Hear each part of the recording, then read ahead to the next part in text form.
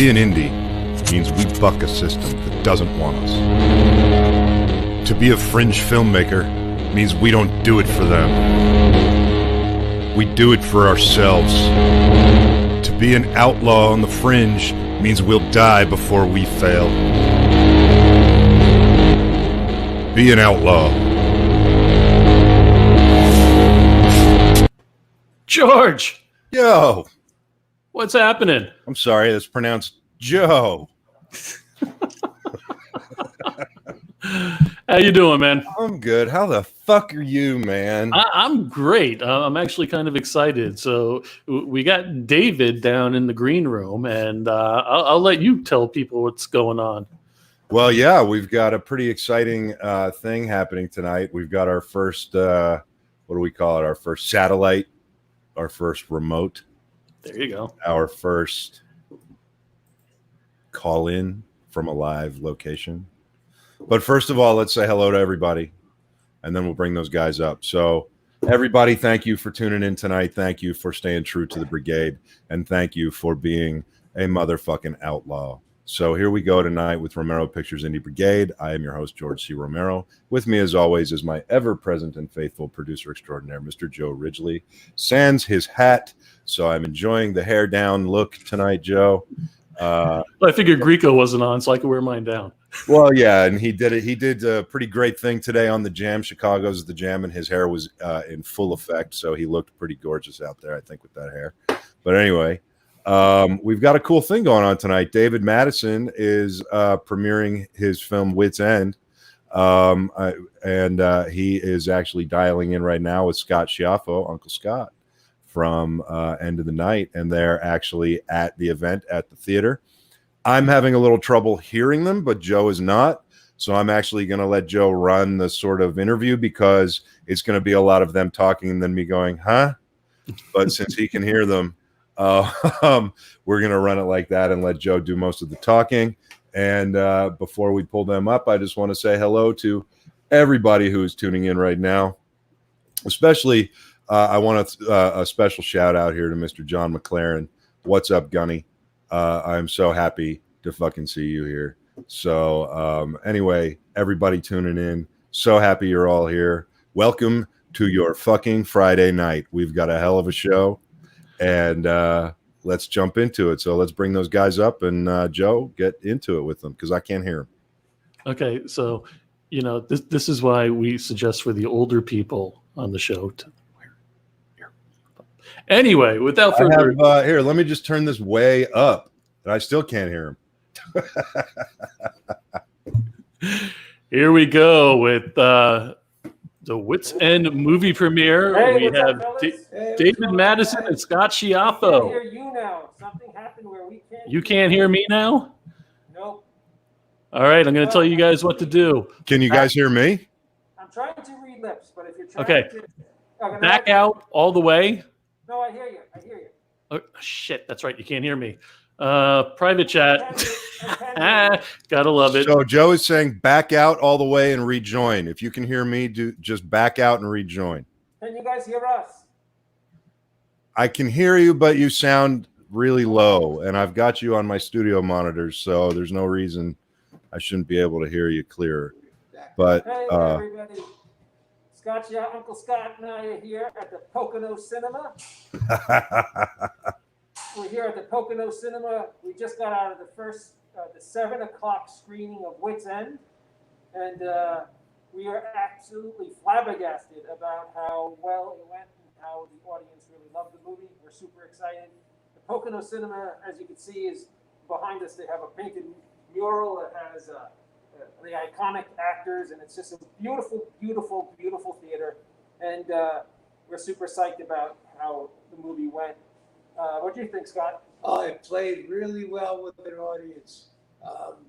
It's so exciting to see people get the humor and the drama, and they follow along with the narrative, and it was such a wonderful experience to see it on the big screen. Yeah, and it's such a weird world that we live in right now. To be back in a movie theater is absolutely cool. But to be in a movie theater where 6 seats are empty, and 6 seats are full, and then 6 seats are empty. It was very interesting, but it was really cool to actually see the movie on a big screen. It was shot for big screens. It looked very cinematic, and we were very, very happy. How are you guys doing tonight? Well, I'd be doing better if you could hear me, but Joe says We can hear you. Oh, you they can can? hear you now. Yeah. oh, okay. I'm so confused. I really did. I got a lot of what you guys were saying. First of all, guys, I'm so unbelievably proud of you guys for doing what you're doing tonight in the face of everything that's going on, to get out there and do it. I can't imagine what it must be like to have your movie show in a theater that's going through the times that we're going through with all the weirdness and everything. And I got just so much respect for both you guys for what you're doing. And from what I heard, it sounds like it went really well and everybody dug it. So that does my heart a lot of good for you guys, man. You know, so I'm really happy, and I'm proud of you guys for whatever that's worth. So awesome job. Thank you so much, George. Thank you for, of course, allowing me to be a part of the family. Next week, I can't wait for my show. Uncle Scott will be joining me. Pop culture icon Brian O'Halloran, who co-stars with us, and Wits End will be with us. It'll be a Wits End cast reunion. Everybody will be on, and we're just super excited about everything that's going on. We actually have shows on NBC, Fox, in St. Louis, Cincinnati, and San Diego to promote the film this weekend. We're just going like mad to get the word out about Wits End. Well, keep going, guys. I mean, keep at it. You know, we're with you every step of the way, as much as we can be from our remote locations in lockdown and in re-lockdown now, because a lot of us are in places that have been re-locked down. So, Yep. You know, very happy for you guys. What Chuck is saying, he's got to see it. Lance says congrats. I don't know if you guys can see all this stuff from where. Yeah, we can see him. Yeah, people are thrilled for you guys. So Thank you, AJ. Thank you, everybody. We actually have to go in and introduce the film to the next group of people who are coming in. Again, I love my Indie Brigade family. Joe and George, thank you for being dear friends and always getting my back, being supportive. And I will be returned triumphantly to the end of the night next Friday at 11 o'clock. yes. With Uncle Scott and with Uncle Brian and a whole bunch of other surprise guests that we have lined up for the launch, the on-demand launch of Wits End. Awesome. Congrats again, guys. And, you know, we always got you. We love you. We love you, David. And we love you, Scott. And we're just so happy and proud of you. So keep at it, keep going, and we'll see you next week. Have fun We love tonight. you guys. Thank Well, you. Thank you See very ya. much. rock out. Good night, guys. Awesome. That was Very cool. It was very cool. It was the first one. First Yeah. remote. Yeah, first remote, first physical movie theater premiere of a brigade member during these times. I mean, it's, you know, there's hope.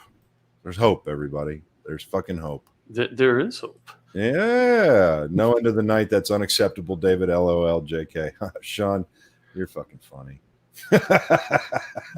No, I'm looking a little jaundicey. What the? Well, we won't get into that. Damn liver. Let me say hi to everybody here while you're trying to fix your skin tones. Wow. Get it, Turkish. Fuck yeah, Lance. Ron, what's up? But I got to start all the way from the beginning, huh? Sean, Lance, yeah. Dino. Happy Friday, Dino. Happy you're here. Cannot wait for your new show, Cinephiles. We got to talk. Let's talk this weekend. We got a brand new show coming to the Indie Brigade called Cinephiles, discussing the visual vocabulary of film with our very own Dean Fernando, otherwise known as Dino Bullet, otherwise known as a bad motherfucker and an outlaw in his own right. So another outlaw show coming. Update. Yeah, he's okay. My Indie, what's up, Itai? You always got to say that and put those expectations, man. Now I'm nervous, and now I feel like I got to fucking do a good job and stuff. Gunny, John McLaren, Outlaws. So happy you're here, man. One of these episodes, I will go into the story of how and when and where I met John and the conversation we had. And John, I still have that video clip, by the way. So, and it's a good one. It's very inspirational. And I've actually quoted you to a lot of members of the brigade over time. So maybe I'll dig out that clip and rub a little funk on it, and maybe have you on the show sometime to talk about that. So happy and so proud you're here, man. Love you, brother. Chuck, what's up, brother? Happy you're here. Can't wait for the Nasty Nation to go video. What the fuck? We got to talk about that this weekend too. AJ, how you doing? Lance is perpetually in timeout till he puts down the fucking pineapple whips. I don't understand the obsession and addiction. I haven't tried one. I kind of refuse to try one.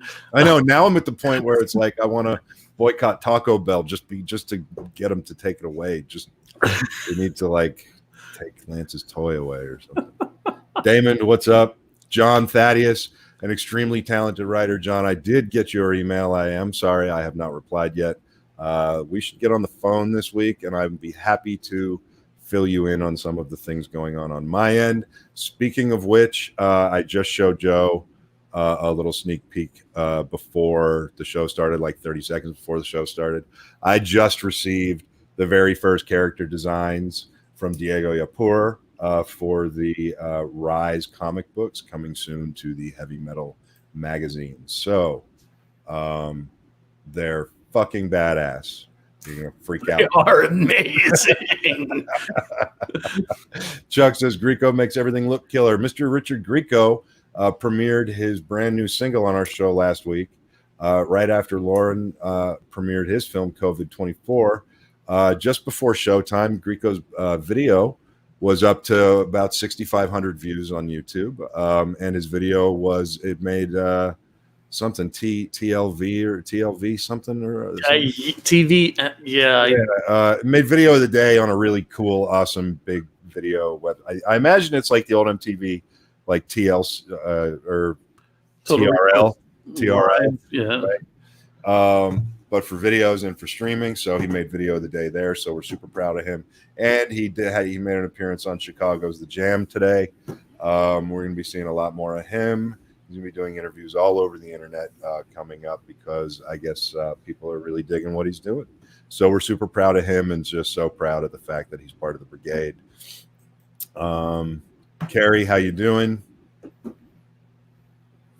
Let's see. Steve, I haven't seen you here in a minute. Happy you're back. Need to figure out how to shame you for being gone. Not all of this is my fault. Not this time. Love you too, Gunny. Blame Joe. It's always Joe's fault. I don't even have my Blame Joe mug, so that's fucking Joe's fault too. Mine's behind me somewhere. Bastard Sons of a Judas Goat. Let's talk about that for a second. Chuck Daniels, our very own Chuck Nasty.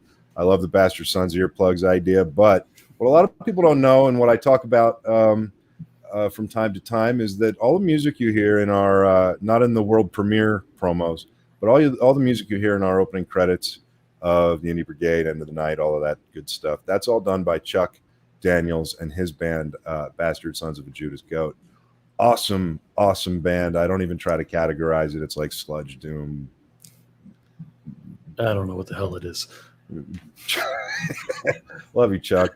I don't know. Ron Scott saying pull out. That was an earlier comment. That's a different stream you got to be watching there, Ron. That's not the Indie Brigade. Once you're in, you never get out. Shit. How are you doing? I'm not sure how to pronounce your name. Well, I figured I'd try to stump you. Evgeny, look, I can't read it in the comments, but when you put it on screen, it makes sense. Evgeny Livova, hello. Thank you for joining us. You appear to be new to the brigade, and so I welcome you. Absolutely. Movie premiere, Ron, movie premiere, his anniversary, July 10th. Oh, that's right. This is the 10-year anniversary for Ron as a filmmaker. So today's a big deal for Ron. So congratulations to him.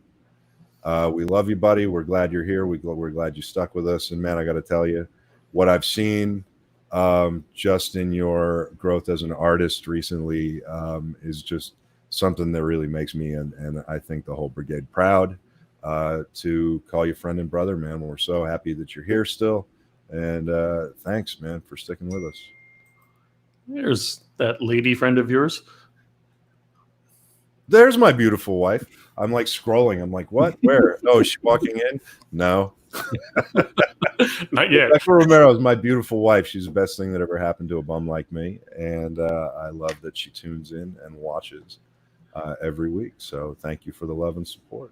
Joe just got over cirrhosis. Take it easy on him. Wow. Oh, damn. Thanks, Mark. Wow. It must be a friend of yours. It's my old drinking buddy.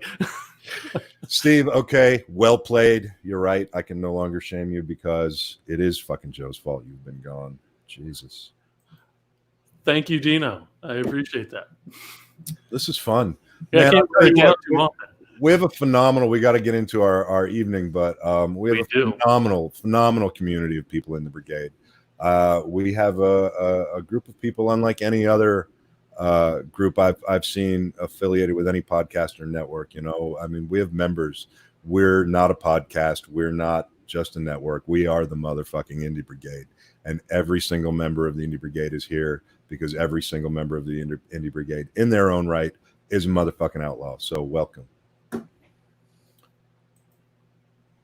What else you want to talk about, Joe? I just wanted to look into your eyes for a few minutes.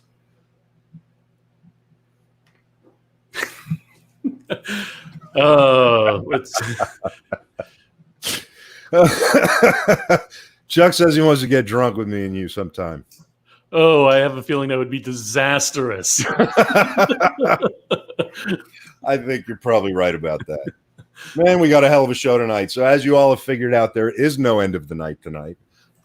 We are okay with that because David is off doing something epic for himself, for his art, for his heart, and for his inner creative. And he is off doing it with Uncle Scott Schiaffo.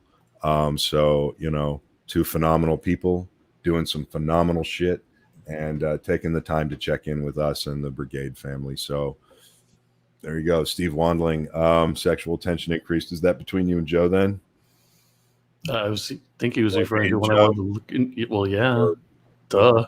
There's not really any tension anymore. Not yet. Anymore.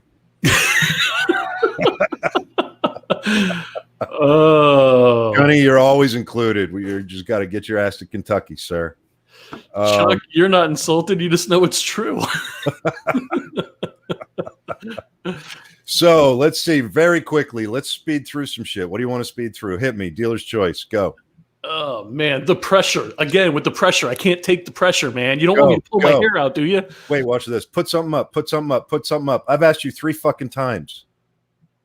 Jesus.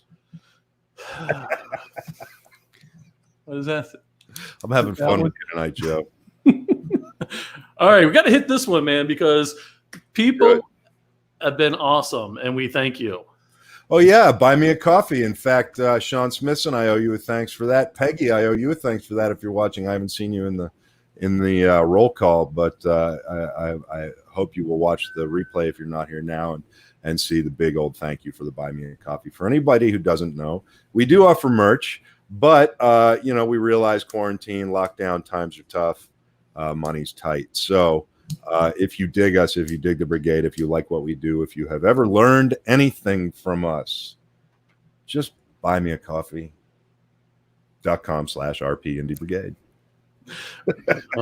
Speaking of merch, we've got some amazing merch over at the RomeroPictures.com /merch. Just go to RomeroPictures.com. There's links everywhere. We've got some amazing stuff from shirts to hoodies to hats to everything else that you could want. Well, no, that's true. Not true. Also coffee mugs.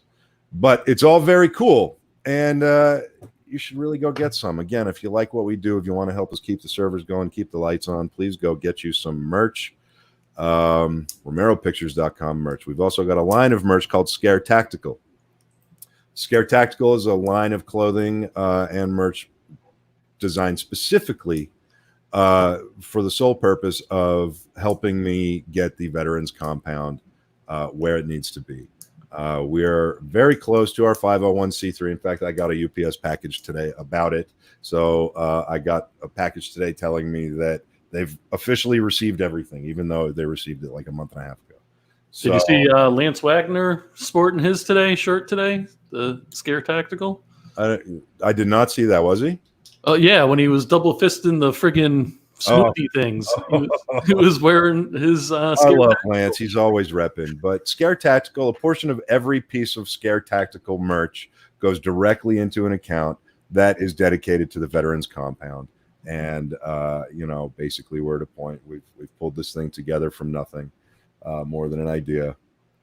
And as we move forward, we're going to be putting on some fundraisers, doing some very cool events, mostly online to start with, for obvious reasons. But every piece of Scare Tactical merch, a portion of that goes to help us do exactly that and get this program up to speed so that we can help vets make movies. Basically. All right, we literally got 2 more minutes because our guest is already waiting. Sexy Perfect. Joe, I like that, Atai. So we have 2 minutes, and you're going to waste some of I am. lies. Well, no.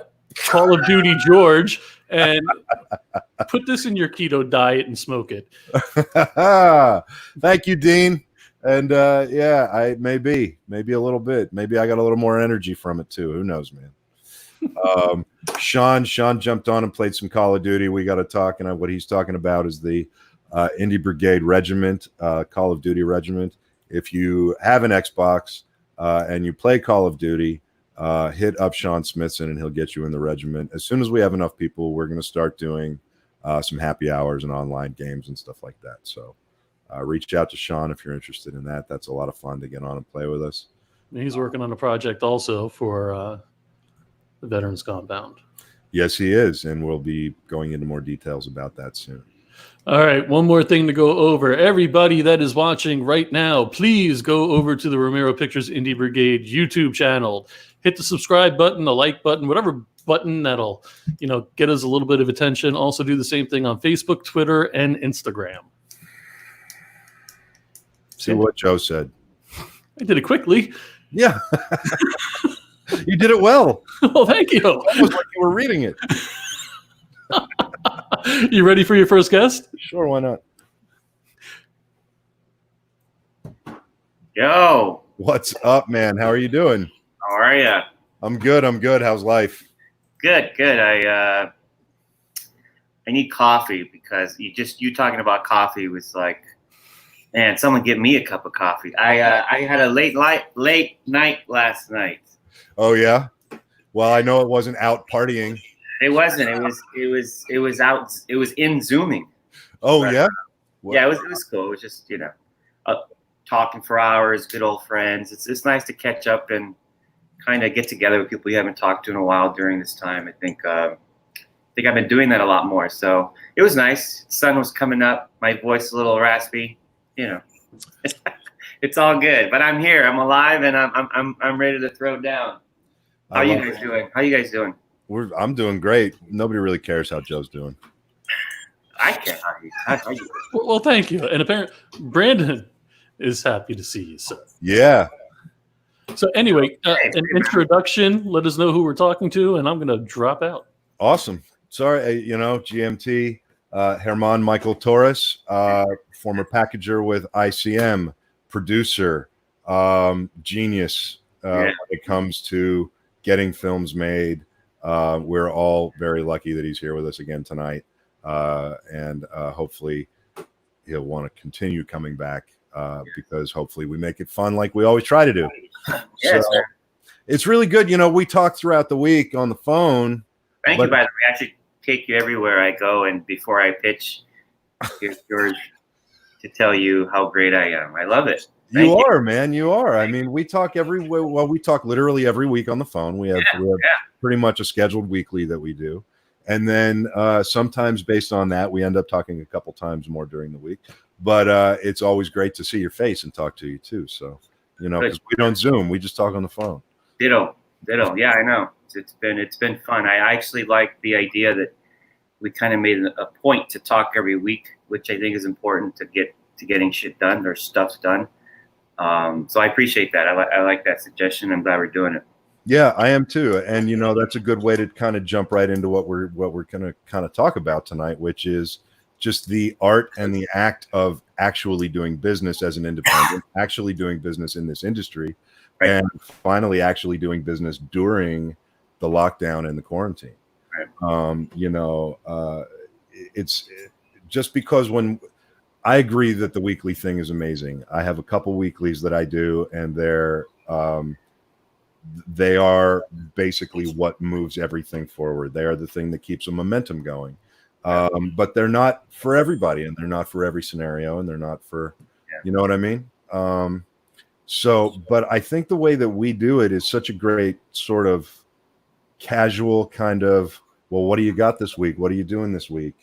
And, why do you think that it's important to have a weekly thing? And part two of that question is, do you think it's important for those weeklies to be structured, or is it more important for them to be unstructured?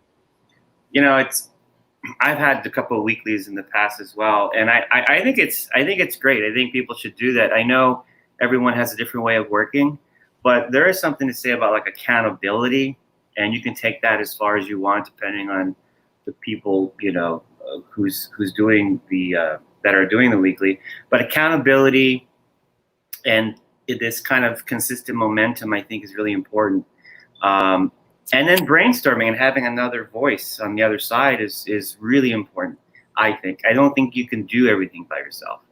And when believe me, I've tried. I think having some appointment every week motivates you to do something before the call. Yeah. You are forced. And I like that mechanism. I like it. Yeah, me too. It keeps you grounded. And when it's like you said with the accountability, we talk and we say, hey, I have this idea, or you say, hey, I'm working on this thing I want you to take a look at. It's so easy in this business to say, especially before the lockdown, it's easy to say, well, great, let's have so-and-so schedule our next thing. And then it turns into so-and-so talking to so-and-so, and our next thing scheduled for 2.5 months. And then you fall in the habit of, yeah, well, I told him I would do this before we met again, but I've got 2.5 months. And and it's the killer of momentum, right? It's really, and it's a little bit of a throwback also. Like, I remember in school, you wait to the last minute to do something because you have the test the next day or the report due, and it's, I wish I had like a weekly study partner, because I think that would have been a lot more helpful. But now you need accountability. And as far as structure is concerned, I was talking to another group of friends, and this subject came up on what kind of structure.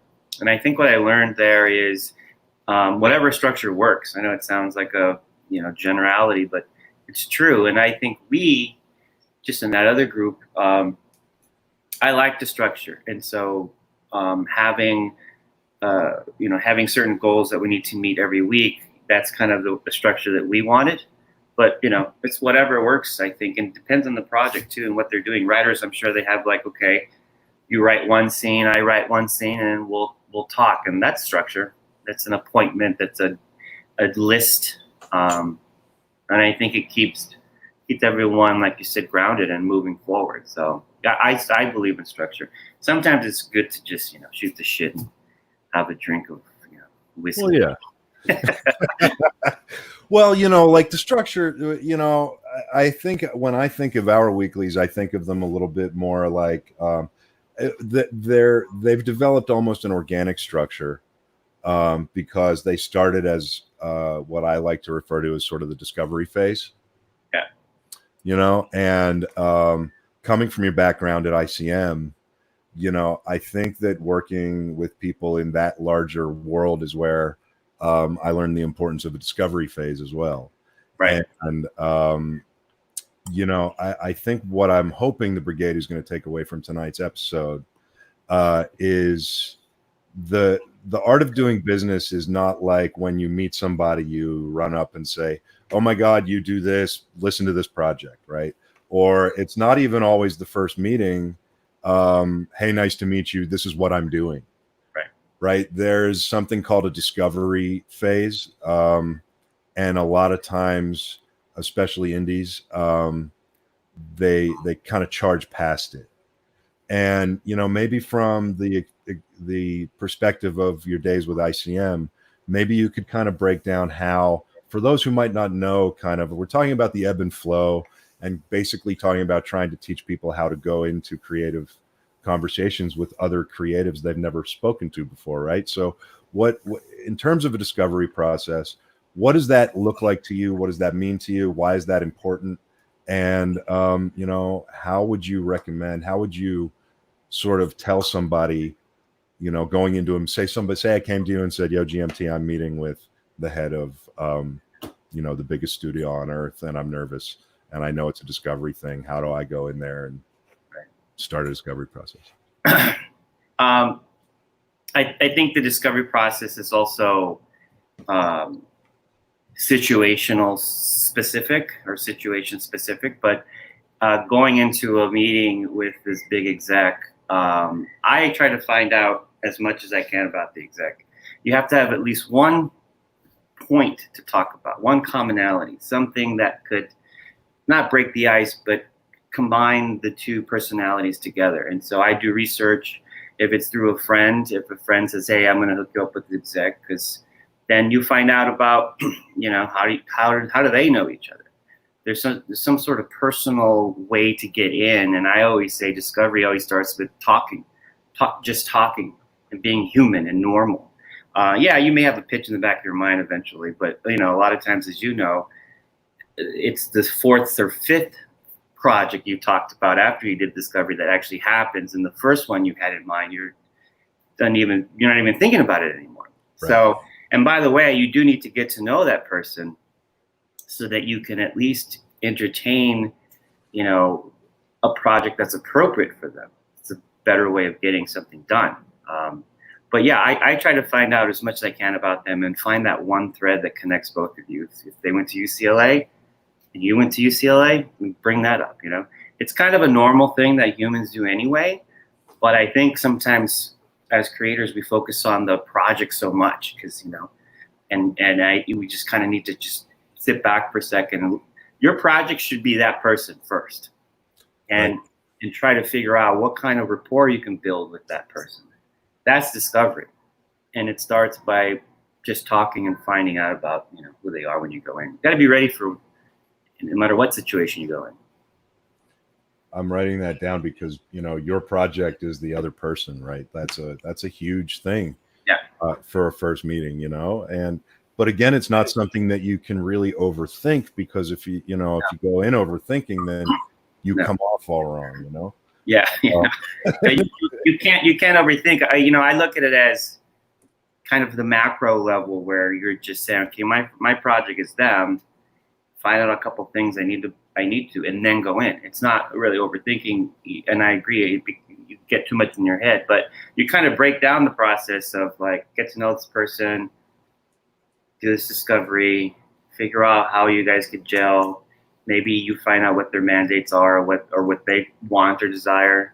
Maybe he's got a kid in Little League, and then you realize you've got this really cool baseball pitch. So in a couple of weeks, you're going to bring up the baseball pitch because he has a kid. You're not going to know that unless you talk to the guy.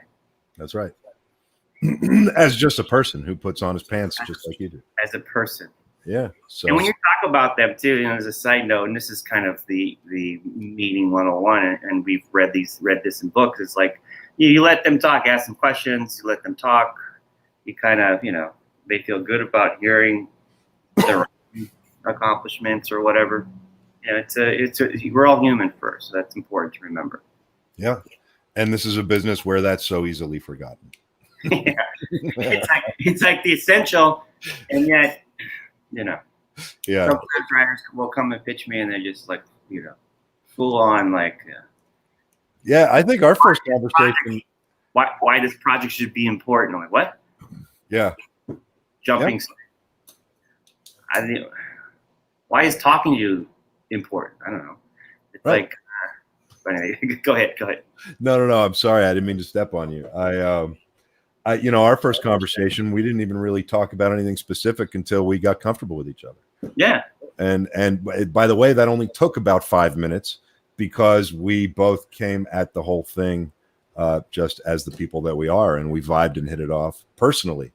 which then obviously makes talking anything business easier, right?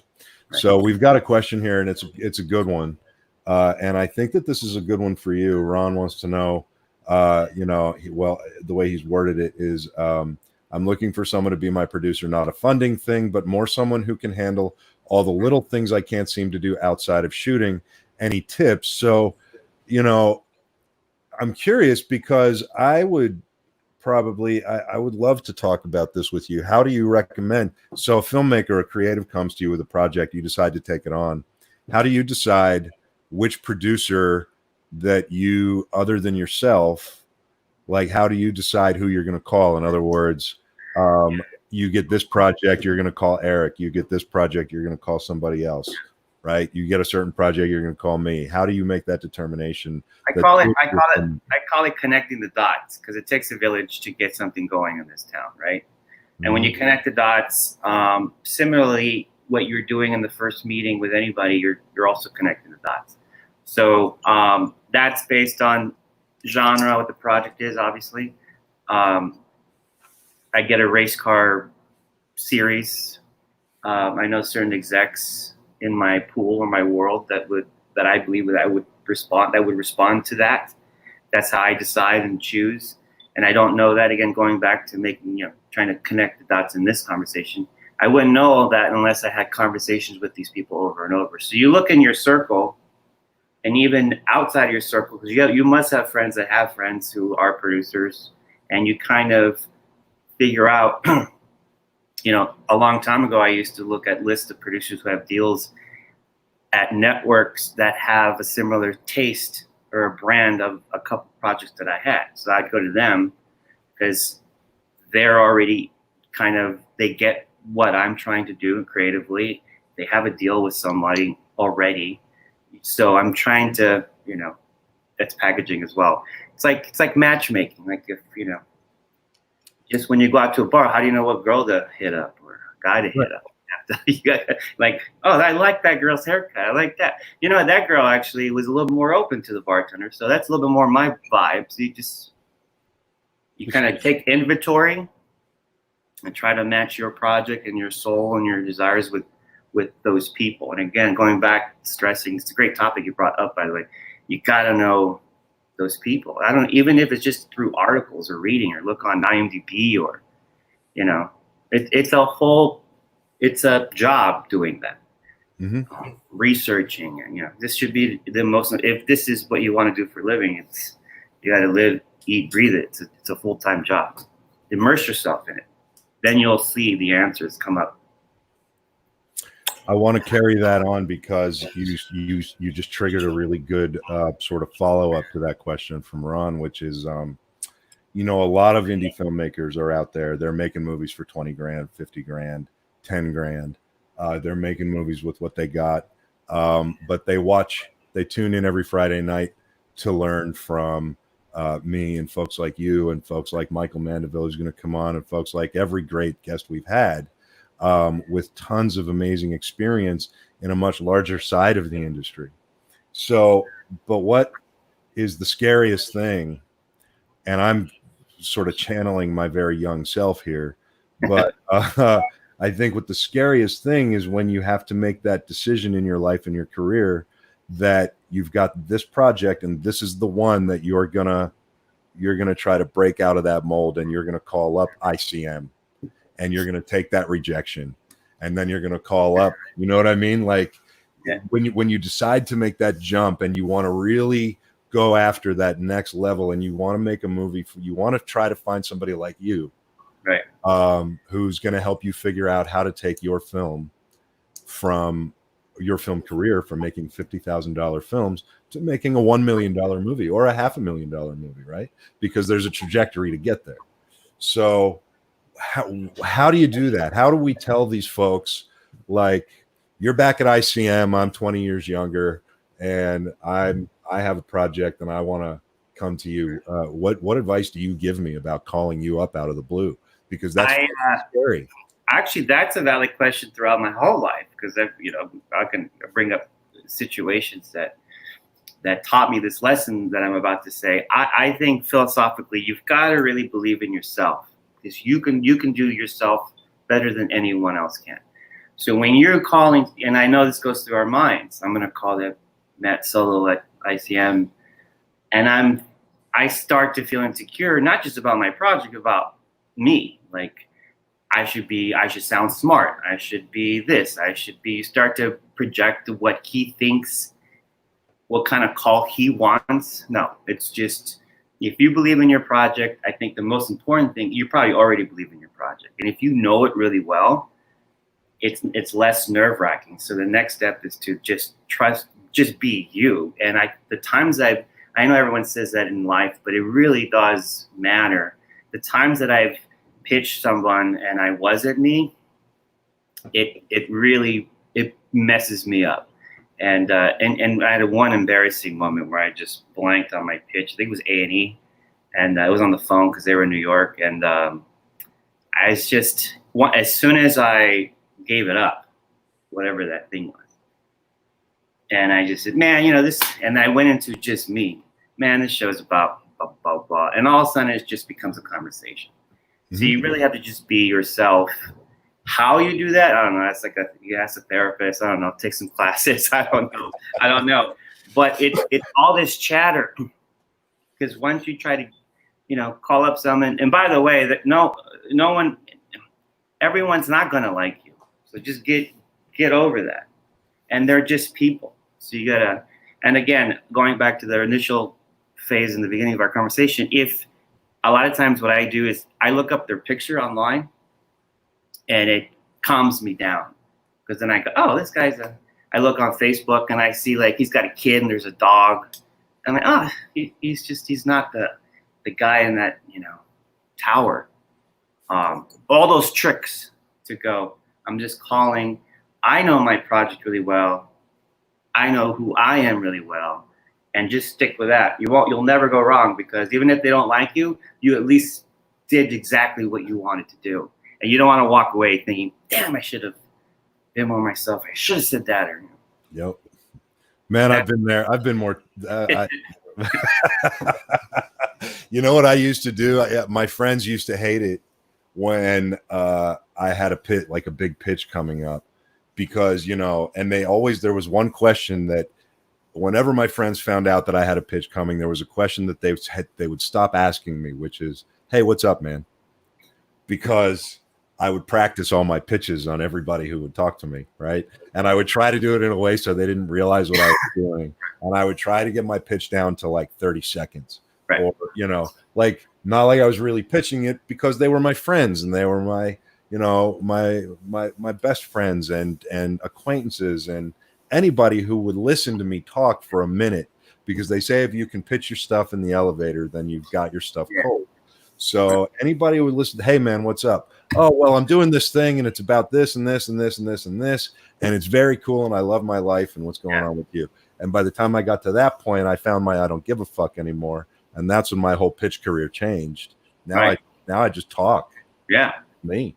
Yeah, because you're doing but I think you need to go through that kind of phase as well. I mean, you need to understand the DNA of a pitch as well. But since I think it so well that when you just talk naturally, you're actually hitting the points, and I teach pitching, and I could guarantee that just a conversation that you're having with me, I'm seeing what you're doing it naturally anyway. So it's just a matter of, practice and being comfortable in your own skin and all that.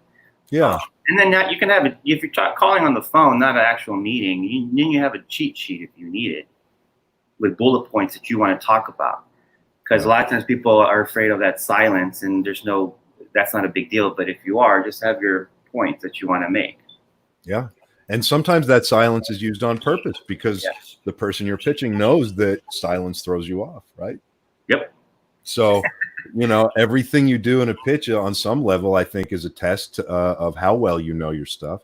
Yep. I've been on plenty of pitches where I went in and I got through my pitch script and I was good and I got it halfway through, and then they would try to derail me to see if I could get it back.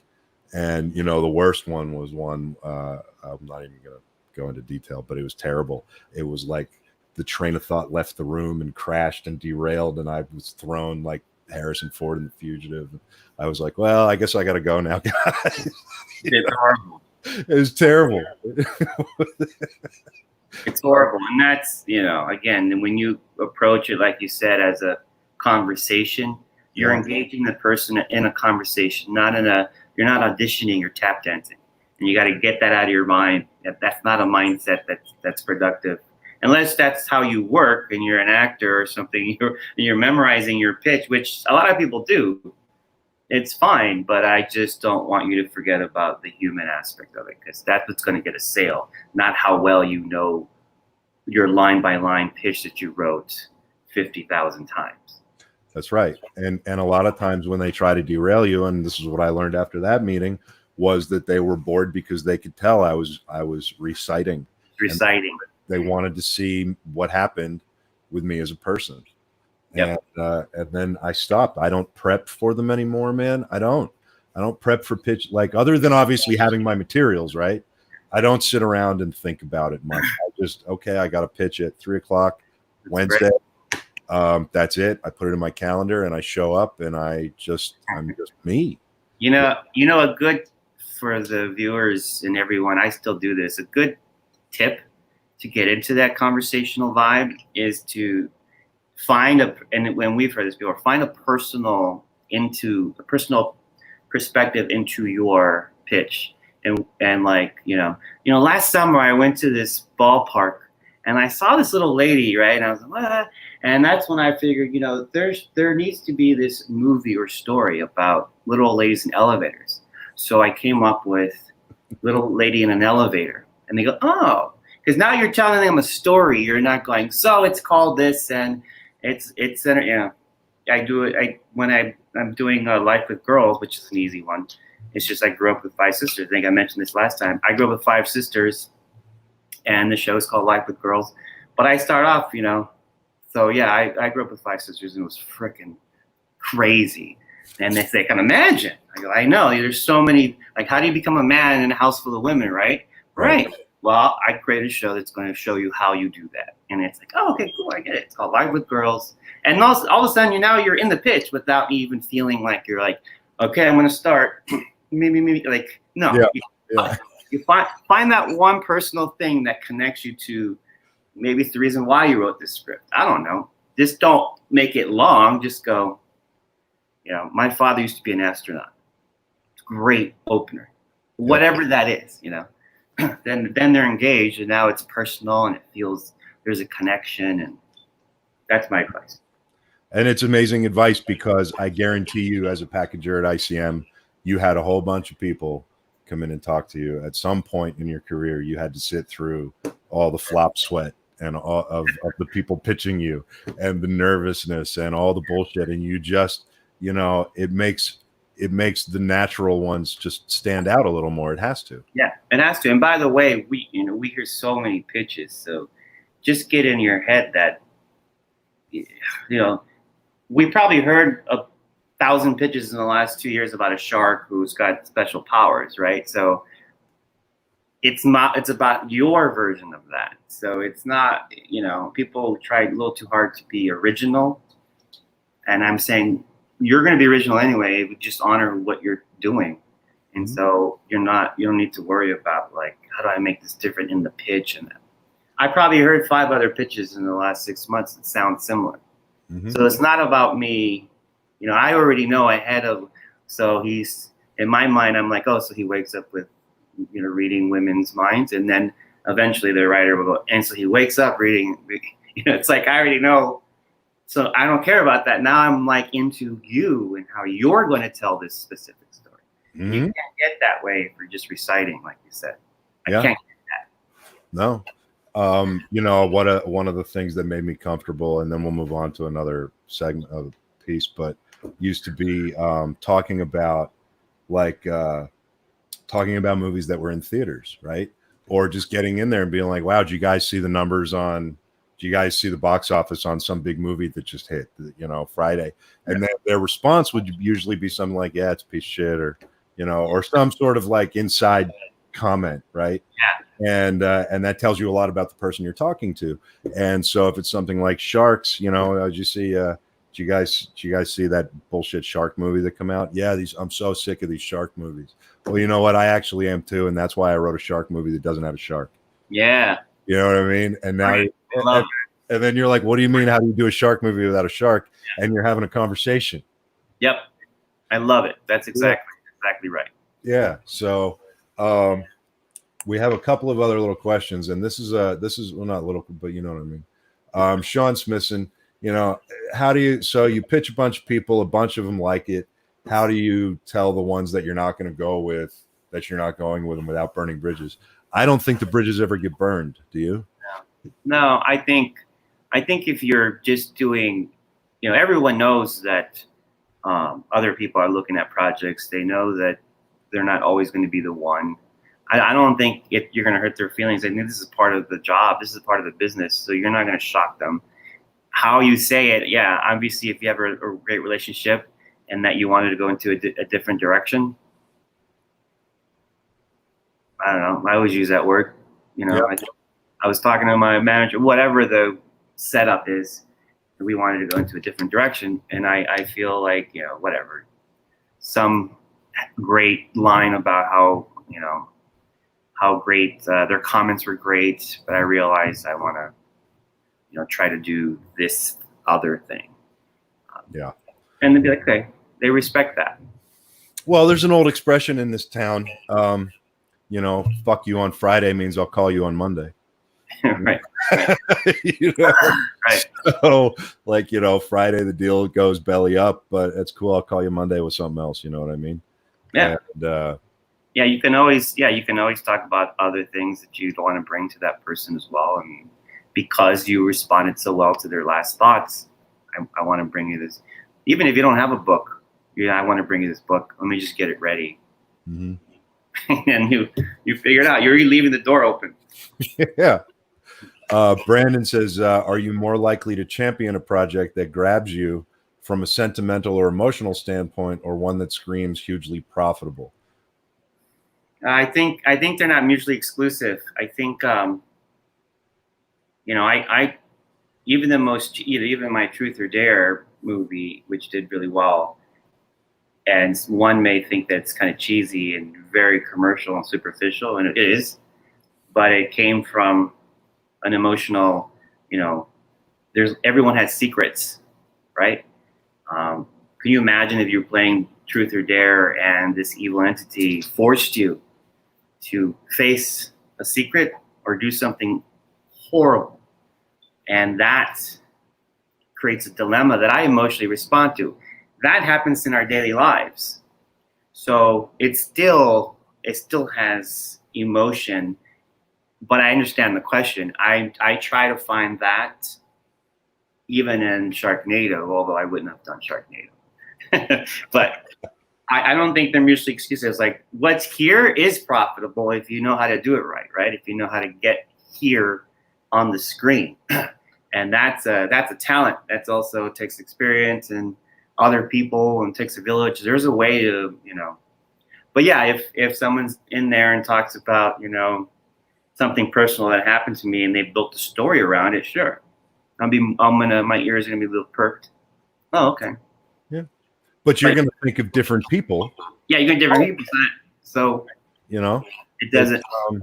It goes back to what you and I talked about last time and this time, and it goes back to relationships, you know, and Ron's earlier question about how do you find a good producer. This entire business and longevity, which is more of a measure of success than money, in my opinion. It's all born from relationships, and those relationships only come from experience. Good point. Yeah. You know what I mean? So you find somebody who knows the right people to call. Yep. And then you just, like you said, know your own shit inside and out. Brandon says, I understand totally what you mean. Thank you, good sir. So we have Joe. Is Michael with us yet? Yes, he is. Can we bring Michael at GMT? Have you met Michael yet? I'm not sure. Okay. What does he look like? Let's put him on. I'll put him on in 1 second, but he's a regular on the show. And if he's going to become a regular, George, I'm going to have to insist to either grow a beard or a goatee. How are you? That's the requirement, huh? That's one of the requirements, yes. How are you, Michael?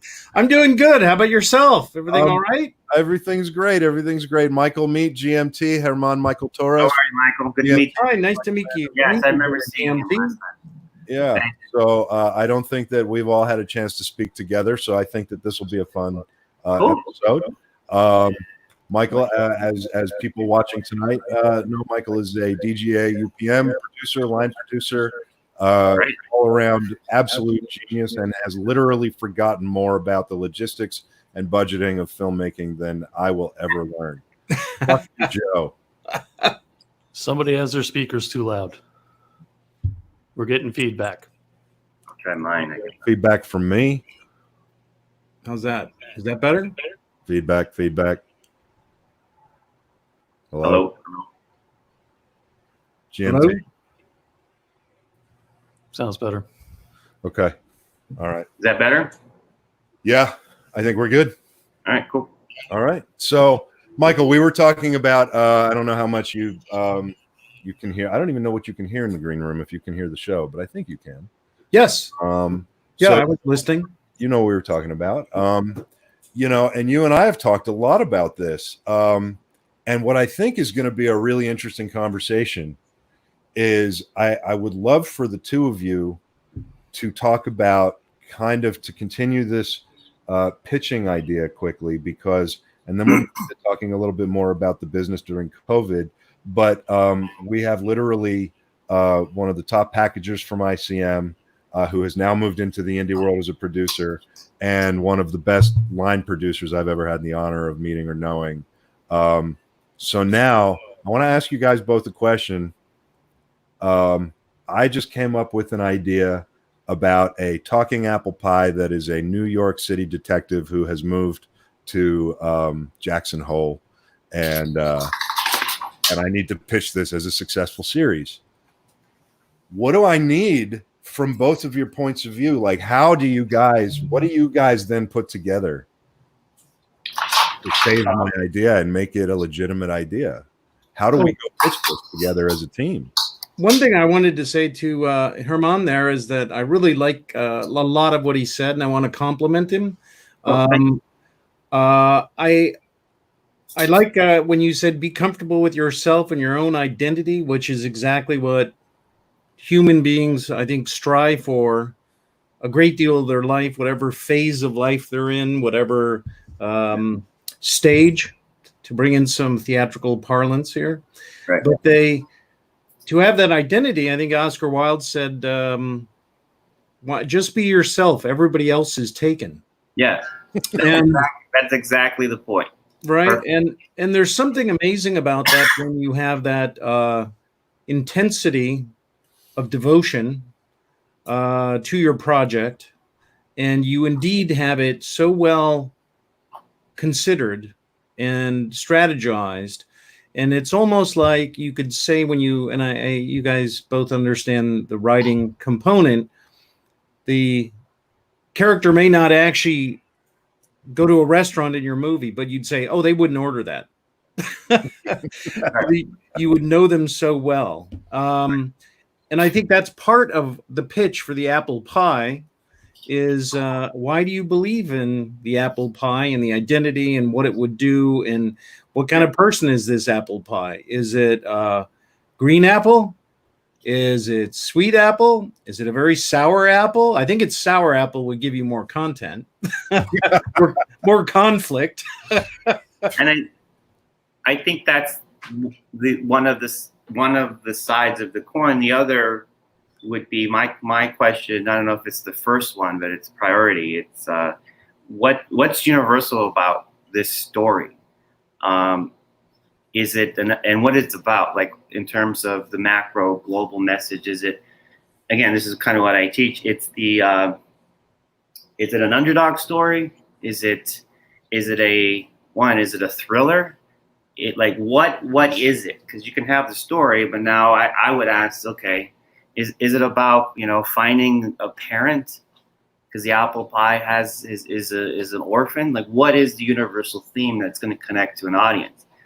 then you can build out, because you can do a movie about apple pie and people could cry and walk out of that movie going, "It was such a great movie," because you're connecting to them. So my first question is, what is that? And then, because that's how I pitch, because execs respond to that. Because your first audience is going to be an agent manager or an exec. Someone who's going to try to, not the audience, even though I said audience a couple of times, but that's kind of my question. All right, so now I know it's an underdog story. Then going back to Michael, okay, so who is this underdog? Is it an apple pie? Is it got cherries on the top? Like, what is it? And does that cherry affect his journey? And so then you can come up with obstacles because he has cherries and all the other pies don't have cherries. So at the end, his whole goal is to take the cherries out, and he learns that he accepts his cherries, right? Because of the cherry, he wins this thing because he's an underdog, and it goes back to the character. It all goes together. And then there's something where the apple pie has a slice out, and you go, "Man, I was in the service. What do you want, man?" You know. Well, and see, I'm going to jump in here. I'm going to jump in here because it was a knife fight. Right. Because then here's what happens, and this is a true situation that has happened with me and Michael, and where I actually had a conversation with somebody in your former role, Herman, and then I went back to Michael and I said, "Michael, would you mind having a conversation with me, because I went in to pitch something, and I think that what I pitched, they liked it, but they want it bigger." And then I've also gone back to Michael and said, "I think they liked it, but they want it way smaller." Yeah. And this is where preparing a full-on pitch gets really exciting, working with somebody like Michael, because what happens is then we start having logistical conversations and trying to build the strength of the pitch coming back to you on something other than talent. Right. So, so I think, Michael, what are some of the best ways to build the strength of a pitch so that they are talent independent from your point of view? And then part two of the question I'll ask after that, because part two goes to GMT. Well, for one thing, I think that there's various media platforms you want to consider. If you're looking at a network, you said a TV show. So you're looking at a network, it's not a money issue for them. They're going to have union contracts and some of the mini majors, and they'll just say, "We pay whatever we have to pay." That actually doesn't come into being much for them. Let's say, however, your show wants to go to Awesomeness TV. Well, they're a branch of Viacom. They have their own division. They have relationships with Nickelodeon. So there's a little crossover component there. And maybe I don't know the level of profanity such a pie might use, but obviously that's a concern. It depends if it was in the service. Yeah, I was in the service, maybe, but that becomes an issue. So, but I do know now you have an independent outfit, a little more independent, even though it has corporate ties, that is going to be doing things for a price. So I think some degree is, well, does this pie fly all around the world? We've got a different, aside from the COVID concerns here, but is it a roadshow movie? Is it one that's set in a particular studio where you can have an ongoing set, like 3 cameras, or are we talking a single camera? What's the issue here? So part of the pitch is saying how someone's going to have a comparative element. I think, Herman, that someone's, so do you thinking it's a 3-camera show? Is it a single camera show? How many locations? Do you have the bar you always go back to? Yep. Or whatever? So I think that's part of the pitch too, and logistically, somebody's going to be doing the math there. And I like that question because I have recently been through that with a network, a cable network, and I'm trying to figure out how to make it, how can we get into production this year without depending on a couple actresses that they would want. I'm still considering that, but it's a great timely question, and I think all those things matter. And again, depending on what platform it is, how you're going to shoot it, I'm trying to figure out how can I push, how can I push the production, how easy we can do it as my main selling point, because I'm trying to relieve their crazy COVID. We got to get these movies out. We're looking at next year's development. And I can say, look, we can do this right now because you already like the creative concept. So it's thinking the way Michael was saying. Okay, how do I make that shoot attractive as a selling point, which normally we don't think about as often, which I think we should start doing that more. And I think to your point is, I had a discussion today with a funder looking at a project. I had spoken to him about the property. And the challenge was that they said, well, okay, we want these list of these 4 actors is kind of what we're looking at. And I think the budget's $22 million. And the problem is, as I said, if you're going to bank sales of any kind on these 4 that they wanted, the challenge is going to be, you're going to do all this paperwork. Think about it, actually the first day of principal, and back up 8 weeks or 10 or 12, whatever the number you want to be, to get a point of commitment. So if you go with Colin Firth on 8 weeks before, and then God forbid, all of a sudden he gets a COVID situation, you're in a serious, all the paperwork depends on him, or the pre-sales, or whatever minimum guarantees, etc.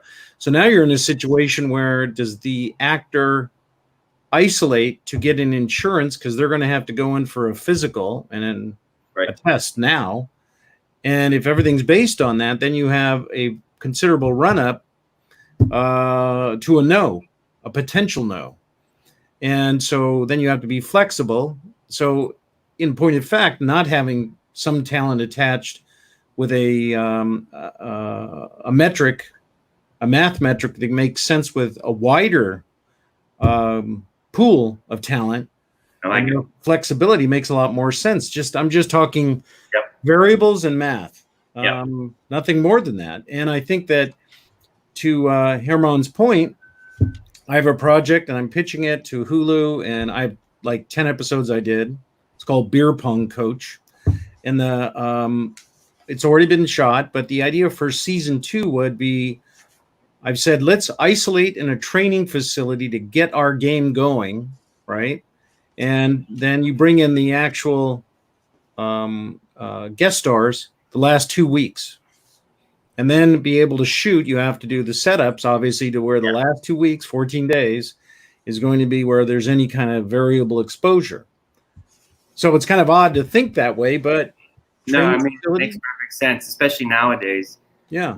With the Netflix movie that I shared with the exec, I'm thinking we're supposed to shoot in February. I don't want anything to get in the way of that shoot. So, right now we're planning for the U.S. and so I'm like, I want a contingency plan. I want to pivot if for some reason there's a third wave of COVID or something.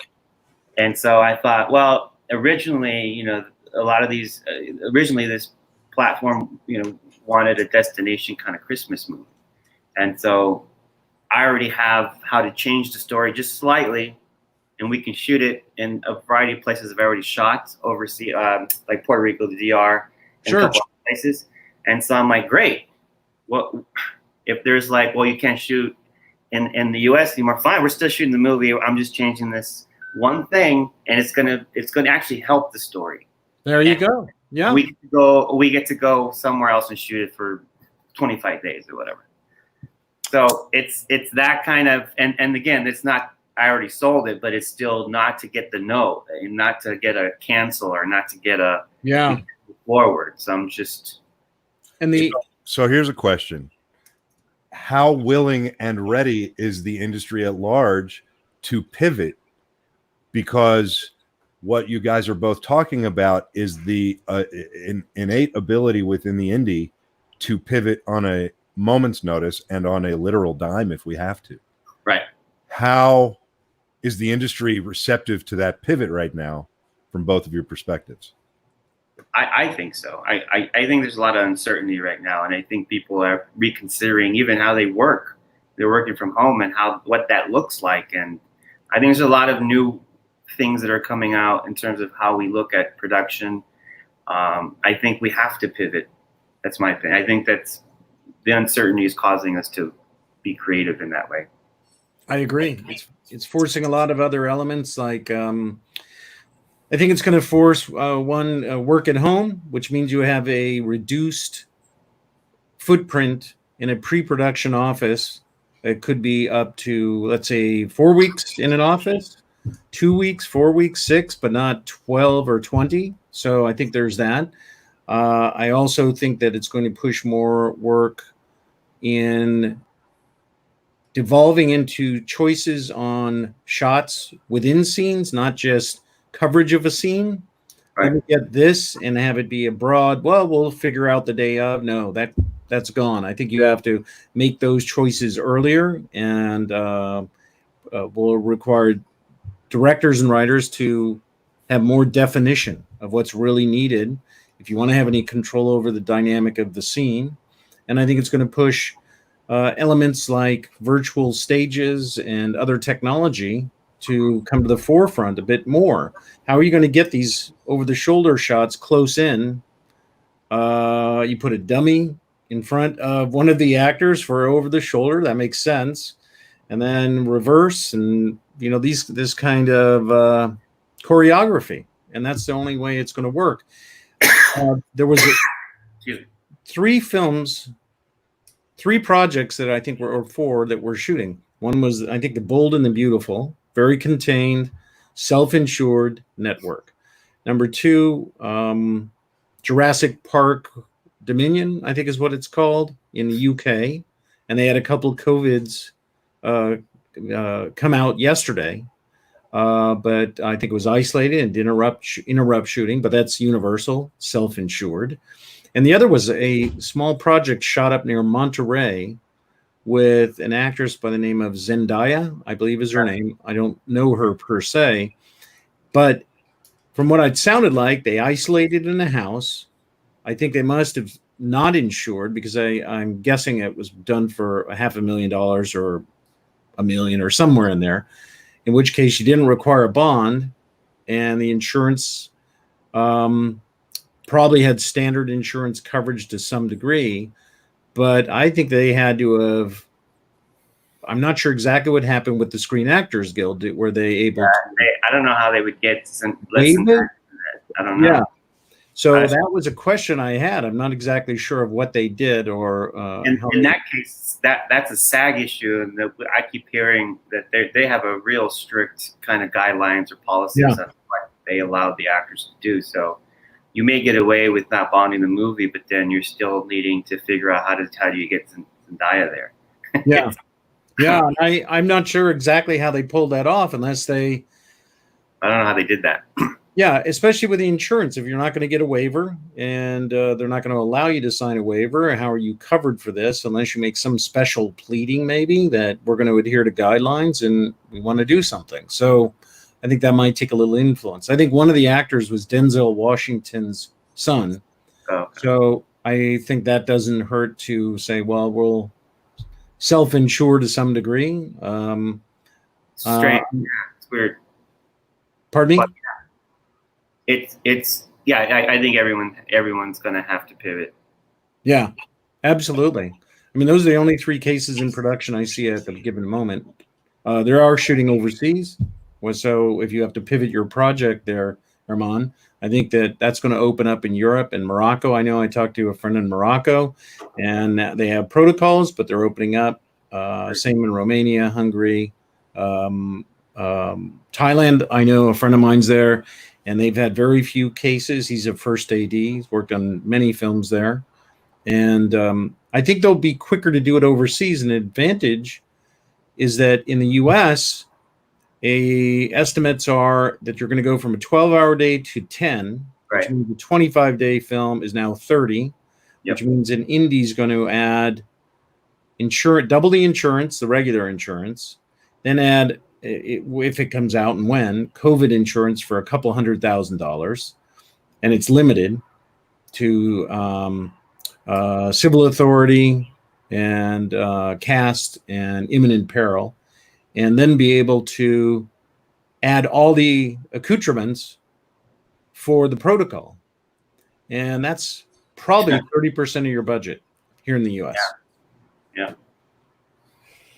But you can get around some of that overseas. I mean, well, I think it's going to be cheaper. For example, if you go to Hungary, if you go to Bulgaria, if you were to go to Thailand, the rates there, Australia even, a medic here might be $38 an hour, and at the end of the day, with fringes, 80-hour week, you're looking at $4,000, 43. I actually did the math on that, and if you actually had to do a test, and the DGA talked about having team A, B, and C. A being the director, talent, cinematographer, etc. So those close in. B, next level. C, probably drivers, people at base camp, etc. So you test team A 3 times, 2, and then 1.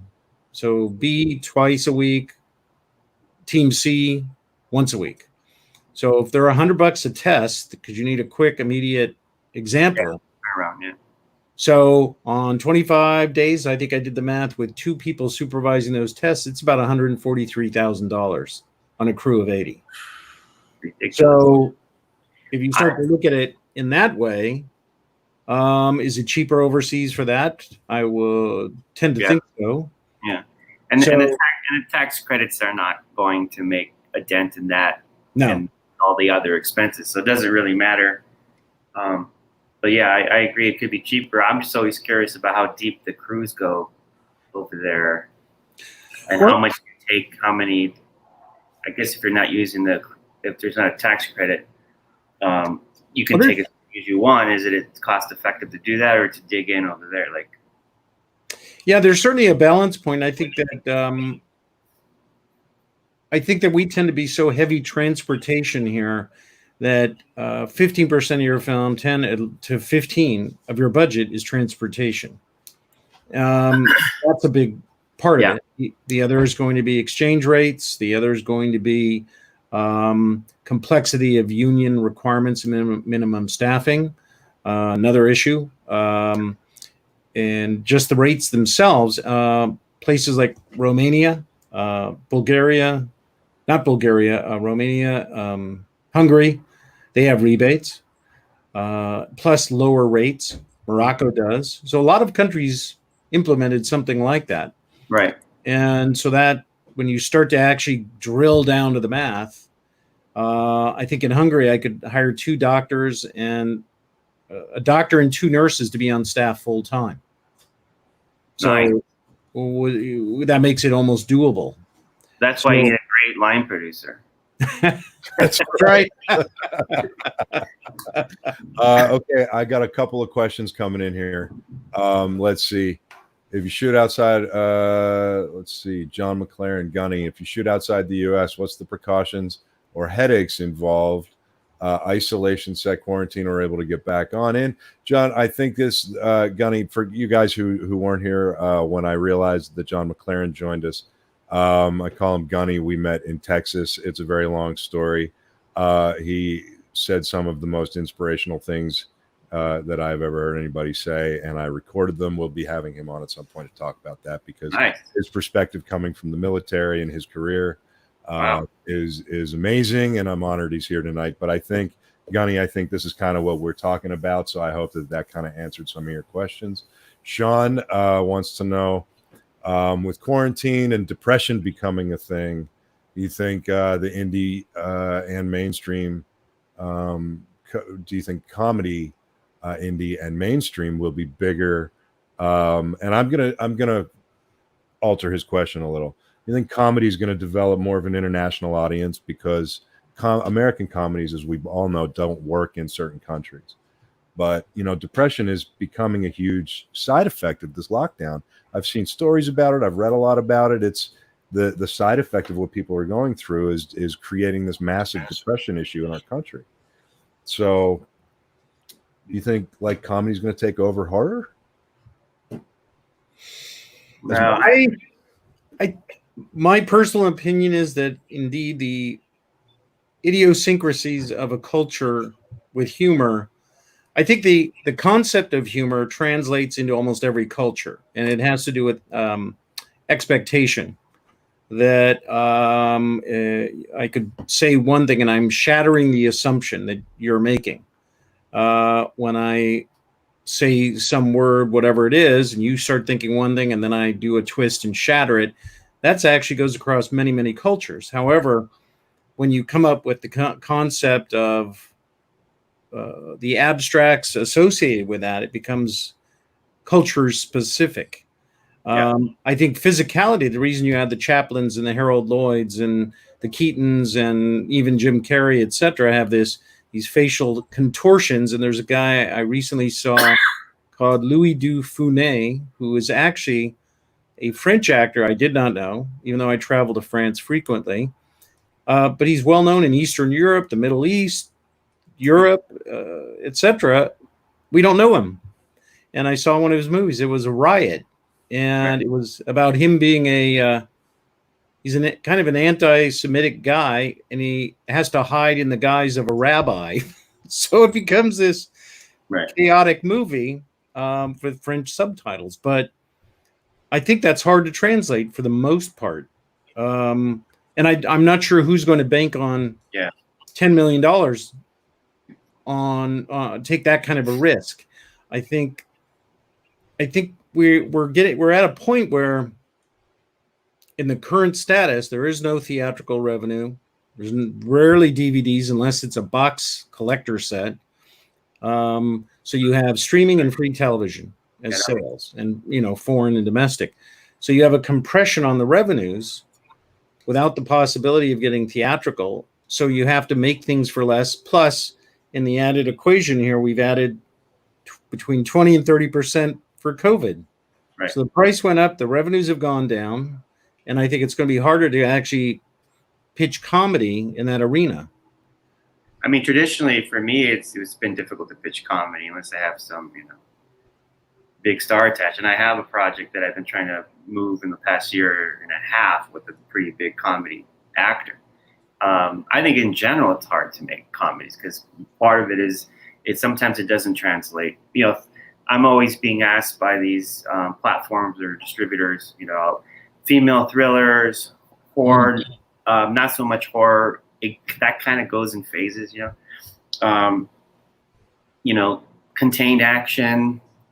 It's like, it's all these like things that work because of those revenue streams have gone away. And by the way, the video world was going away a long time ago. Like it wasn't COVID thing. It was just that thing.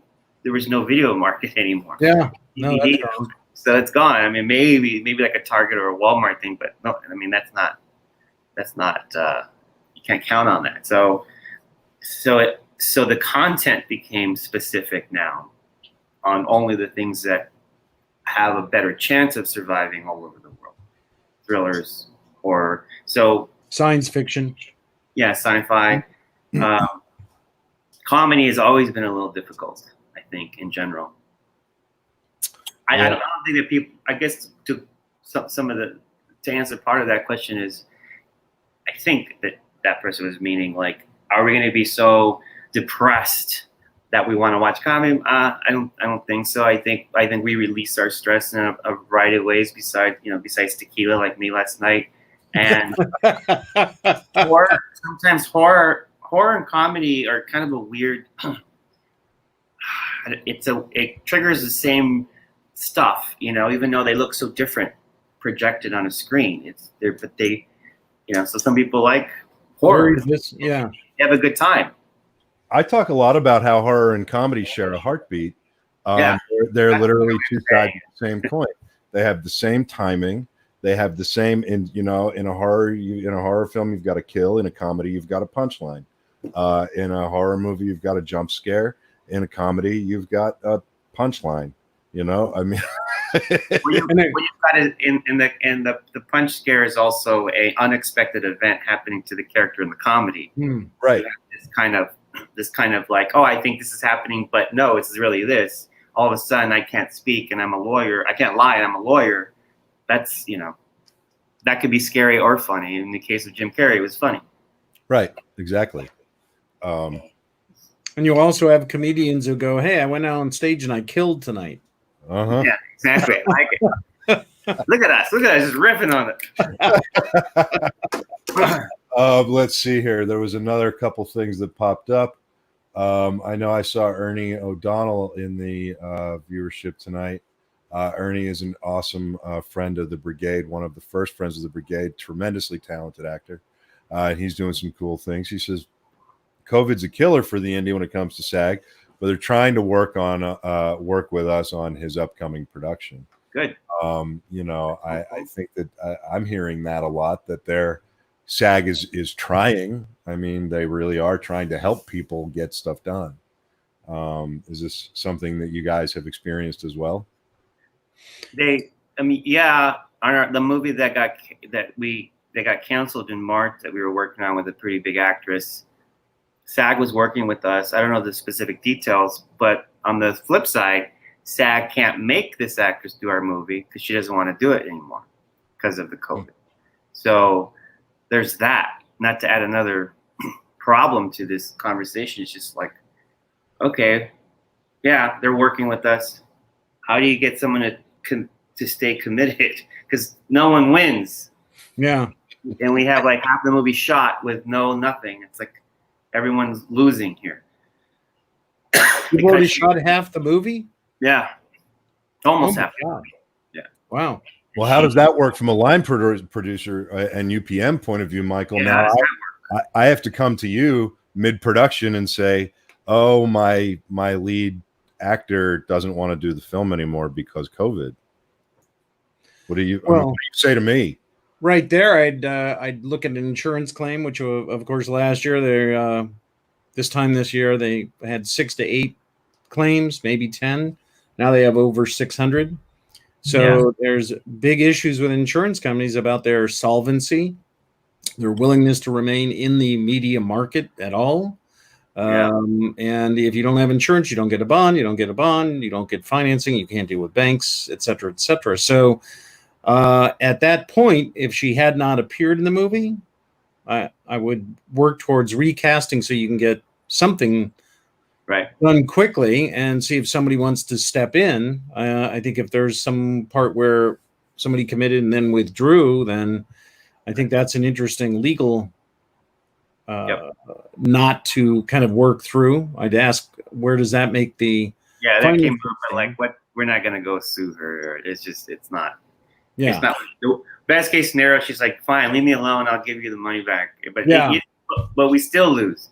Yeah, that's not a big win. And if you are happily getting abandonment, what you said about insurance is the scary part, because I think that's what they're working on right now. But yeah, how willing are they? What are the merits on them saying, here, I'm gonna, you'll cash in on the insurance, and then how many opportunities do they have to deny the insurance claim because of?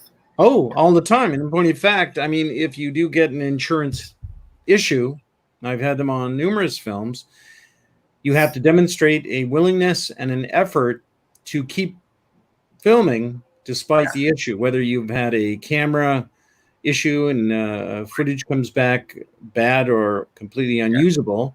What's your plan to actually shoot within the context of your present schedule to make up for it? You can't just throw up your hands and say, give us a bunch of money. Right. So you have to make that reasonable effort. So that's definitely one of them. I think COVID presents a kind of not a free-for-all, but an unusual situation where the insurance company says, this is uncharted waters. Like, we don't know, and also the production's like, wait, this is uncharted waters. I mean, nobody has any guidelines since you haven't had it. It's being leveraged, valid or not. It's being leveraged to get out of stuff. Yes, I definitely think that there's some things that I've talked to people about going in that direction. Absolutely. Yeah. But I also think that there's been such. I think there's been a considerable media frenzy to report a lot of headlines, maybe less objectively than they could, which stirs panic, which means we don't know anything, and therefore we're just going to stop everything. Yeah. I can't think of almost anything more esoteric than epidemiology dealing with viruses, except maybe nuclear engineering or something. Like, how do we have we can't really, none of us can really have a cogent, informed discussion about it, because it's so, you have to drill down into so much science that it's impossible. So it's left to combative experts to try and figure things out, and that doesn't help. So I think SAG is probably trying to figure it out, and then they do know if their members aren't working, they're not working, small or large. So nobody's earning any money. Yep. And it always becomes the question of, hey, I'm totally healthy. Now I'm homeless. I don't have money for food. We're desperate, we're hungry, and all these other things, but I'm healthy. So it's a balance point between those. Yeah. So for me, as I'm trying to put myself in a position where you guys both, where I'm directing a film that maybe I was lucky enough to be directing a film that I wrote, and it's a film that I had a vision for, and I'm lucky enough to be working with the two of you guys on it, and you guys call me on the walkie and say, yeah, George, we need you to come to the production office because we just heard from so-and-so that your lead is no longer doing the film. You've shot half of the film. And these are the options, but it looks like you're going to get shut down. To me, my response is going to be, what can I do to not get shut down? Can I change the creative? Is this something that we can pivot the creative on? Because we've talked a lot about pivoting the production and the business of it, but at the end of the day, I think as a creative, you've got to be willing to realize that there are situations where gentlemen like these two men are going to look at you and say, you're straight fucked. What are you going to do? And so you have two choices. You can either throw a fit and say, I'm delivering my movie, and then you're fucked because you're not going to deliver the movie you showed up to shoot on day one. Or you can figure out how to pivot your creative. So here's the question. So how do you steer a creative who doesn't think like me and who isn't willing to come to you guys with that attitude? How do you steer somebody to realize that and come to that conclusion for themselves? I threaten him. Okay, so I'm pretty sure Michael's gonna have the same answer. I'm with Herman. Well, you hope that, this is why it was so important when you're choosing people to work with, that yes, I know there's politics that go along with getting a director or hiring the network's director that they want, or studio. I get all that, but you hope that you're picking someone that vibes with the culture you're creating for the production. Then there's a bunch of other fears that you can use. Money, you'll never work in this town again. And then inspiration is also very helpful. Let's go have a drink with our masks on. I love your vision, and I think the world needs to see it. How can we figure this out? Right. That's a good play. I like that about the vision. I think I'm trained. that's a nice way. So now, Michael, you've got to come to me and tell me you're fucked, and here's logistically the things you're going to lose. So how do you talk me off the ledge and convince me that what Herman needs me to do is still doable? Well, for one thing, depending on where you are in the schedule, and you have not shot this actress, if that's the case, I would have. She's half shot. Half shot.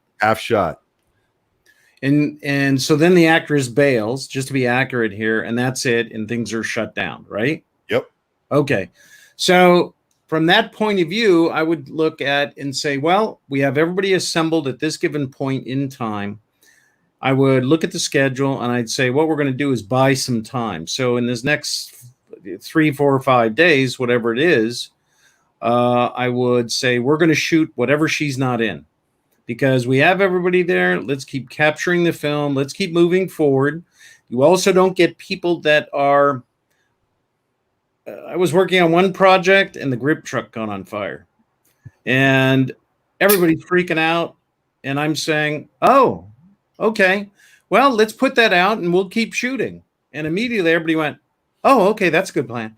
So, and we put out the fire. I mean, if you freak out, everybody freaks out. So I would keep shooting 3 to 5 days, try and buy some time.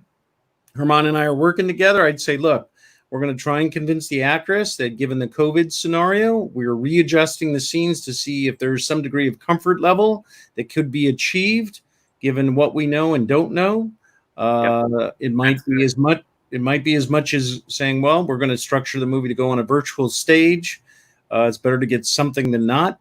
I would also look and see, well, depending on the budget we have, what are the visual effects that could be used on present scenes that, stepping into frame going, what are you talking about? Is there an adjustment there that might account for it? You also drill down into the page count. If you're saying we're at a 100-page script, we're at 50 pages, how many of those other 50 pages, let's say 15, 20, do not have that actress in it? So now we can get up to 70, pages.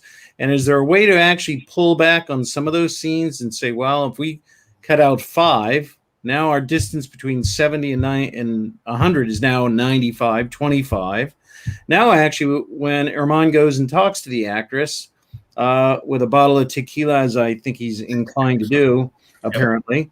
No, that's water. Have a lot. It's fine.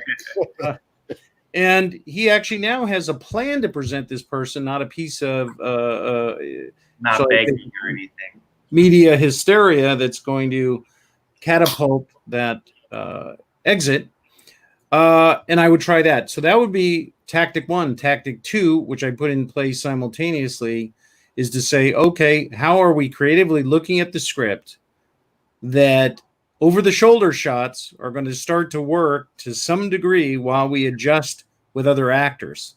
In other words, give somebody a bigger storyline who's willing to be there throughout, whereas some other actress is saying, these lines, a perfect stand-in.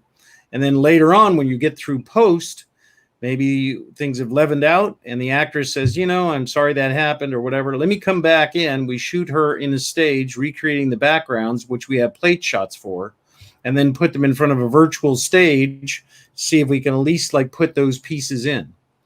So those are the couple things I would kind of say right off the bat. And if you could buy yourself 3 to 5 days for implementation, then I think you're going to increase your odds dramatically. So sounds great. So that's how I think I'd look at it. And it's funny because Ron's comment popped up, and I was thinking to myself, I would probably just say, well, let's just kill it. But then again, I'd be making a horror movie. So I feel different in a comedy.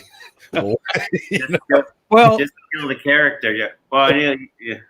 There is that part where you go, Cameron, I must have missed that blue page script where the apple pie is now the woman, and I'm not sure how that's what's going on there, Oh man, listen, we've got some other comments rolling in, but we're coming up on sort of the end here. Listen, I want to just talk quickly about the act of the actual act of just doing the business. Michael, this was what Herman and I started the episode talking about. Just the idea of doing business through this COVID, through this quarantine, the idea of weeklies, the idea of momentum. What are some tips that both of you guys could, from your unique perspectives, what are the best ways that you guys could probably tell the members of the brigade watching tonight and people who will watch obviously later, to keep that momentum going, to not get mired in the depression of the quarantine, and to just keep your business going? How would you guys recommend people do that? How do you want to take this? Sure. I'll go right after you, but go ahead. Well, for one thing, human beings are a gregarious lot. We enjoy the social life, and that's the depressing part about this, is we like to be out and about. So I would actually use that to involve people as much as possible, Zoom, etc., whatever you can do, in a purposeful manner. You have one of the viewers is Samantha Wagner, and I said, look, you go out and you create a documentary for 5 minutes about your cat, whatever subject you want, but you are now purposeful. Human beings, if you take 20 people and you put them around a campsite, I guarantee you a bunch of those people are going to start like going, oh, I'm clearing off the place so I can actually put my tent down and everything else. They love to be purposeful. So I think I would actually encourage people one way or the other, when you have media right now, come up with a series, an idea, something that you really excites you. Because if it's flowers or knitting or in Cameron's case, apple pie, apparently, but whatever it happens to be, and woodworking, right? Yeah. If you're actually doing something about what you really love and enjoy, you're going to get other people interested. So I think I would definitely opt in that direction. And you also get to practice your craft and go, oh, that turned out really bad. I'm not going to show that to anybody, but I just learned. And it's either learning or succeeding, forget failure. So that would be my recommendation. Excellent. Yeah, I would just second that. You have time, whatever that means, to really look at the stuff that you've been wanting to work on. This is an opportunity for me to be creative, come up with some pitches, call people. I do a lot of Zooms, and I think being purposeful, but using this time to finally even reach out to people that you haven't reached out. I'm telling you, man, that a lot of people are just home and want that connection. And I think, I sold the Christmas movie during quarantine to a pretty big platform. And when I got on the pitch on the Zoom, there were like 6 execs on there. I know if I had physically gone in to the location and a big conference room, I think maybe 2 would have been in there. And it wouldn't have been as personable. And everybody was home. And we talked and I thought of the idea during quarantine, and I had a wonderful opportunity to actually do one-on-one with 6 execs who all can make the yes decision.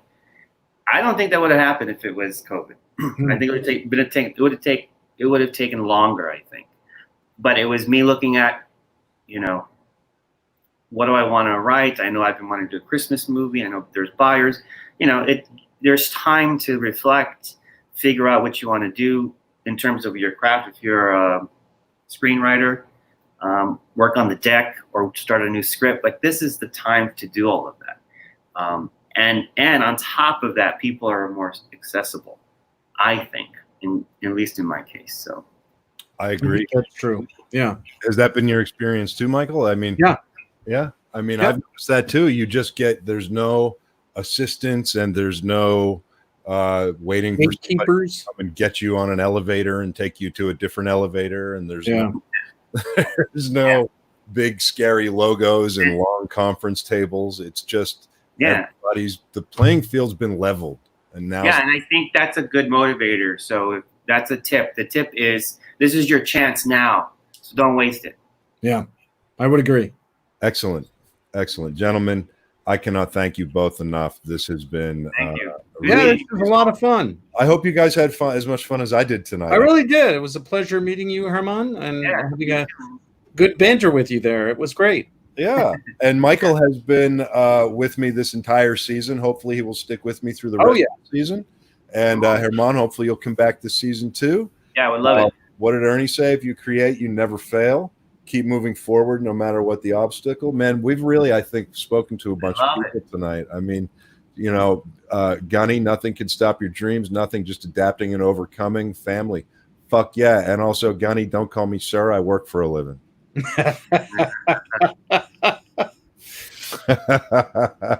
Evgeny, I hope I'm pronouncing that. Thank you all. It was very interesting and instructive. Unfortunately, I understand just George and Michael. I mean, better than anyone, but GMT is very inspiring. You need to become a life coach. There you go. Oh, nice. Good compliment. During COVID. Where can people find you guys? What are you?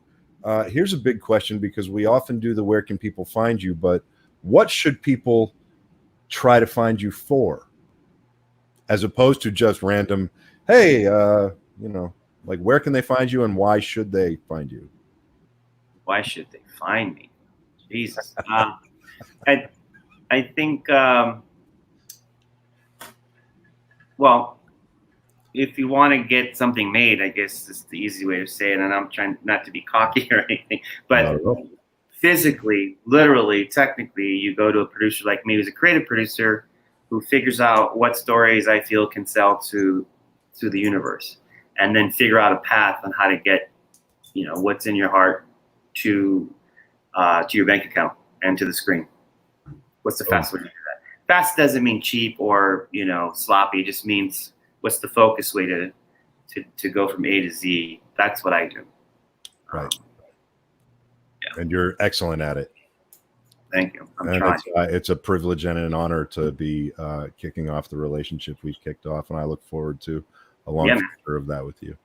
Michael, why would people find you? What are the reasons that people need to talk to you? Well, for one, I think that there's a lot of math being done, particularly with the platforms and how they exist now, and how, as we call, the deprivation of theatrical and the present revenue stream. So people should think outside the box, and I might have some ideas for them, saying, well, have you thought about shooting this instead of a California desert in Morocco? There's ways to kind of think that way, which gives you an extra financial edge in the markets. People saying, well, we can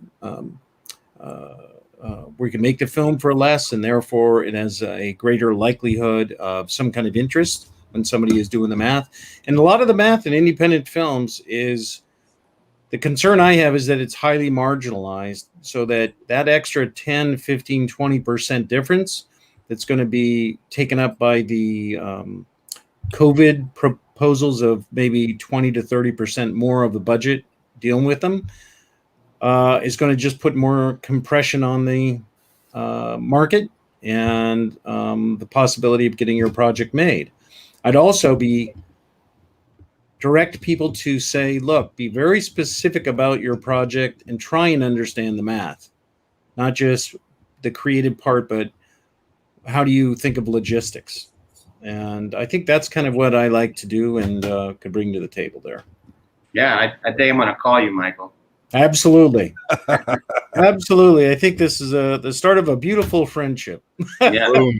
I feel another weekly session coming. Right. Gentlemen, thank you so much. Thank you, man. You're very welcome. This has been a pleasure. Thanks, Have bro. a great night, and we'll talk soon. You guys. Thanks, guys. Bye. Oh, so, we got Brandon. Thanks, gents.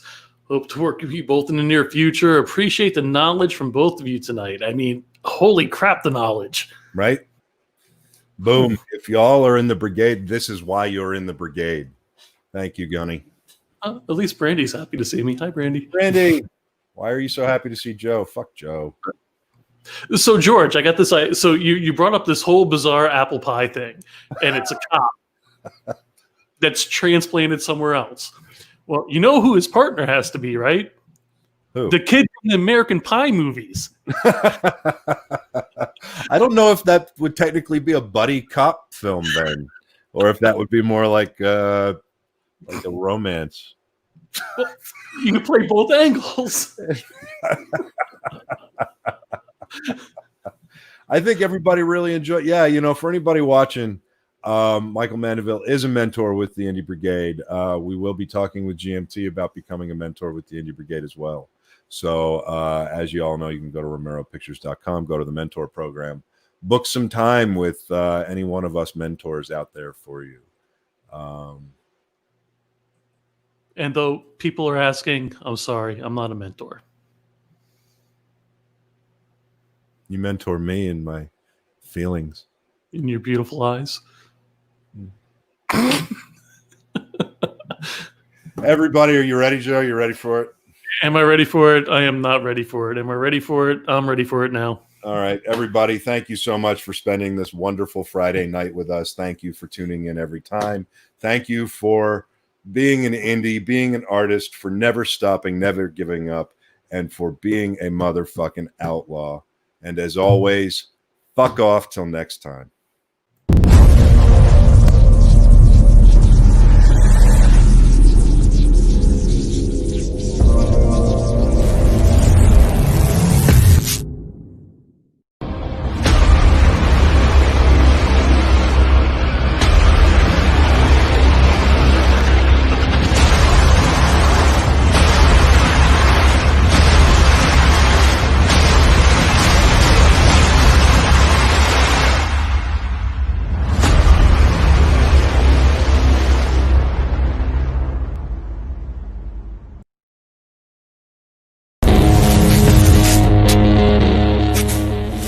To be an indie means we buck a system that doesn't want us. To be a fringe filmmaker means we don't do it for them. We do it for ourselves. To be an outlaw on the fringe means we'll die before we fail. Be an outlaw.